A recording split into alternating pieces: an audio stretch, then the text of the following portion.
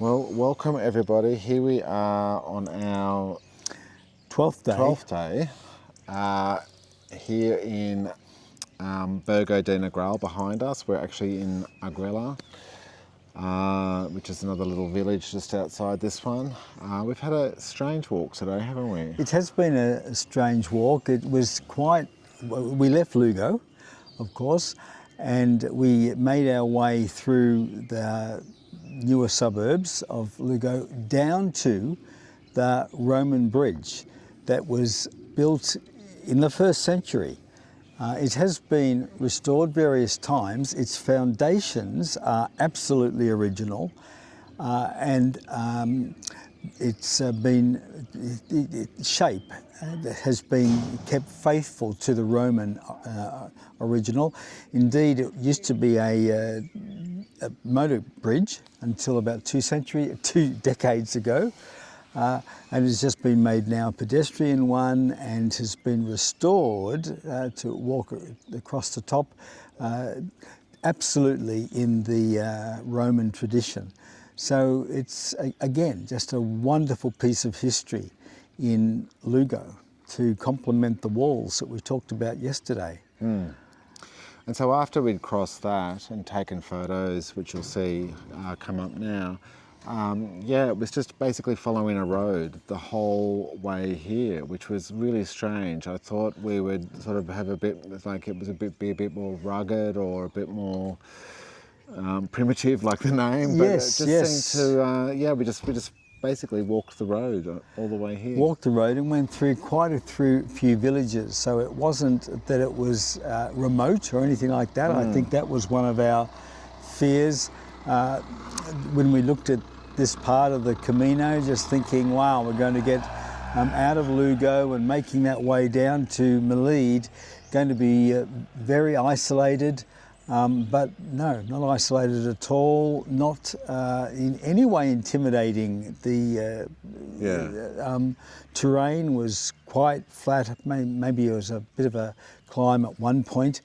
There was a point at which the Camino went off the road and for a couple of kilometres wound through beautiful woods, and they were. They were just wonderful woods. So that was an interlude to a somewhat boring walk, to be honest. Yes. And I think we mentioned yesterday we'd arrived at Lugo and there was the 100-kilometre sign. Yes. And a lot of people do start in Lugo to get the Compostela. the Compostela certificate. But we would recommend going from Sarria because that walk to Portamarin from Sarria is way more beautiful. Absolutely. I mean, the only benefit to this one is seeing the Roman bridge, but after that, really, no. The walk from Portamarin. So if you're going to do just the 100 kilometres to get the Compostela, do it from Sarria, even though it'll be a whole lot more crowded. Now, the other thing to say is that because you get the Compostela from Lugo, if you're doing it in the high peak season, we don't need to worry now doing it in October. But in the peak season, beds are scarce and you do need to book ahead to make sure that you have a bed because, the pilgrims galore come in the summer to get that Compostela and to walk these last 100 kilometres. Yeah, and as you can see the town behind us, this is sort of the midway point between Lugo and Melide. Yes. We're about 22 kilometres out of Melide. We've got a 25-kilometre walk tomorrow. So there's not much out here. But as we said before, we walked on tarmac the whole way. Yeah. So. Yeah, I was reflecting with James as we walked along. I was feeling somewhat depressed today. I was feeling, just all kinds of negative feelings today. And I think a lot of that has to do with the fact that, we're not, on highs, saying, isn't this magnificent, isn't that magnificent? The challenge of the mountains, that's all gone. And the marvellous views. And the marvellous views. And you come to the point and think, well, why am I doing this? I'm feeling actually a bit useless. I'm feeling, but these are these are feelings of life, aren't they? And Camino brings them out. And so this stage certainly is one of those stages that causes you to really reflect deep within and to be looking for our real sense of meaning beyond achievement, beyond challenge, but just in living life as it comes. Yeah, that's right.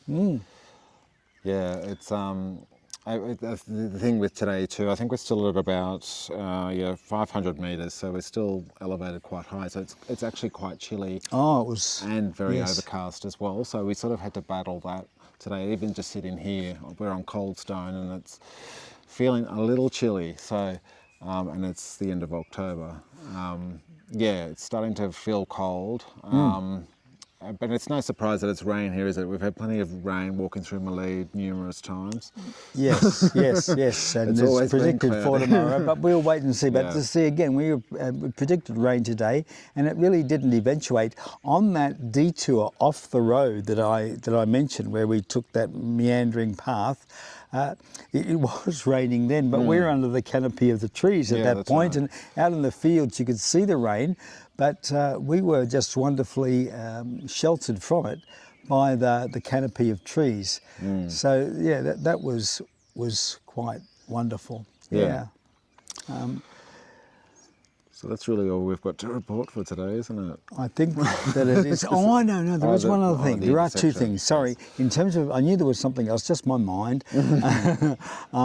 Yeah, when we got up to San Romano de Retorta, two things. First of all, there was a cafe there where we could call in and have a beer or a coffee or whatever, and a hot fire. And there was a hot fire, like burning, and so that was wonderful. Just want to recommend that at San Romano de Retorta.